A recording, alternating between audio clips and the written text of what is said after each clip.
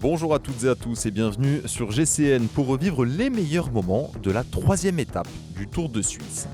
Stefan Küng, le Suisse rouleur de la Groupama FDJ, est en jaune au départ de cette troisième étape, conséquence de sa victoire lors du contre-la-montre, première étape de ce Tour de Suisse. Aujourd'hui, étape courte au programme, 143 km seulement. Les 100 premiers kilomètres sont relativement plats, idéal pour la formation d'une échappée. Ensuite, 2 cols se présenteront aux coureurs, à commencer par le col de Moss, 13 km à 4,1%, un col relativement roulant, avant de plonger sur Aigle et de regrimper sur Villars-sur-Olon, 10 km 700 à 7,8% pour ce qui est de la seule arrivée au sommet de cette édition du Tour de Suisse.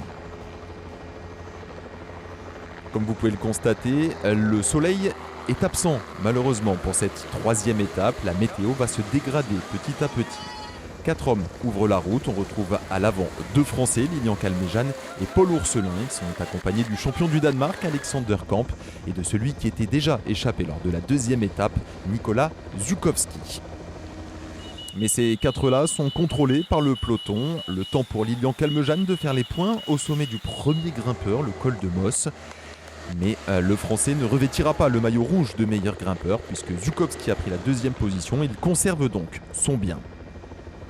Wout van Aert fait les points pour le maillot noir de meilleur sprinter, mais il va y avoir une explication maintenant. Course de côte, tout va se jouer dans ces derniers kilomètres en montée. C'est dur pour Alexei Lutsenko qui est le premier des cramponnés. La Soudal Quick-Step fait travailler son effectif pour l'attaque de Remco Evenepoel, maillot blanc de meilleur jeune sur les épaules. Attaque de Remco Evenepoel, défaillance à l'arrière pour Stefan Küng. C'est trop dur pour le Suisse qui devra donc céder son maillot jaune de meilleur coureur. L'attaque de Remco Evenepoel permet donc à 3 hommes de s'isoler. Félix Gall pour AG2R Citroën et également Matthias Schjelmose, le coureur danois de la formation Trek. Mais petit à petit, on revient de l'arrière avec notamment Juan Ayuso. Mais pour éviter cela, Félix Gall anticipe à 2,5 km du sommet et prend quelques longueurs d'avance. Matthias Schjelmose a compris que Remco Evenepoel n'était pas dans un grand jour. Le Danois part à la poursuite de Félix Gall. Evenepoel est même revu par le groupe qui compte en son sein Ayuso, Bilbao ou encore Rigoberto Urán.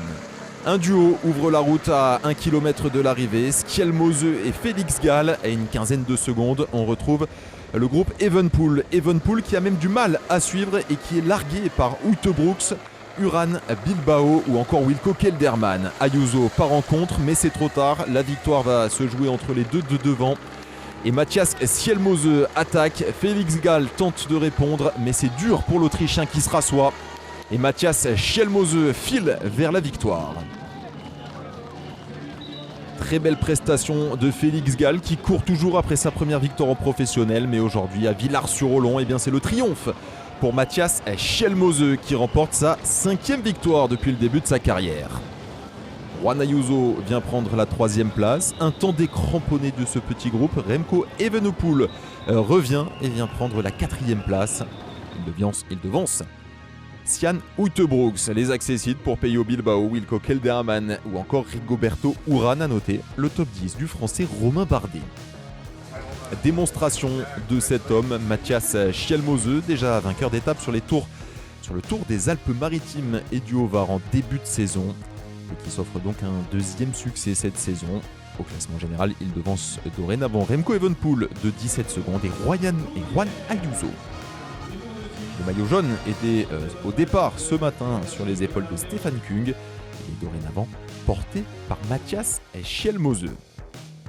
Encore 2 belles étapes de montagne à suivre dans cette édition du Tour de Suisse, à commencer par cette 4e étape. Donc avec le tracé sous vos yeux, il y aura des ascensions en première catégorie, en 3e catégorie. Encore un terrain de jeu idéal pour les grimpeurs pour s'expliquer, mais cette fois-ci pas d'arrivée au sommet puisque l'on redescendra vers la localité de Lukkerbad.